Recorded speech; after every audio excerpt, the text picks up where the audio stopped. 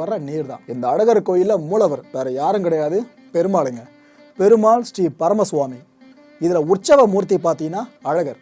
அதனப்ப ஒரு கோயில்ல 2 சாமியை கருவறையில் வச்சிருப்பாங்க அப்படின்னு கேட்டீங்கன்னா இங்கதான் குழப்பத்தை தீர்க்கணும். அதாவது கருவறை மூலவர் அப்படின்றவர் கோயிலுக்குள்ளேயே நிலையா இருக்கிறவர். அந்த சிலையை நகர்த்தவே மாட்டாங்க.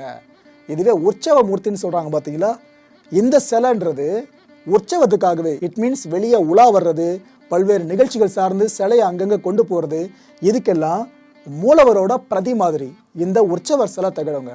அதுதான் இங்க அழகர் சிலையா இருக்கு. இந்த அழகர் எவ்வளவு அழகான பேர்ல, அழகர் அப்படின்ற பேருக்கு இன்னும் வேறு பெயர்கள்லாம் ஆரஞ்சர் பொருளா வந்து நிற்குது. அழகிய தோல் உடையான்னு அர்த்தம். அப்படி இல்லைன்னா சுந்தரராஜ பெருமாள் அப்படின்ற பெயரா இவரை குறிக்கும். சோலைமலை கள்ளன்னு சொல்லுவாங்க. மாயோன் பெருமாளை பத்தி பேசிட்டு இருக்கோம், அந்த பேர் உள்ள வராம இருக்குமா?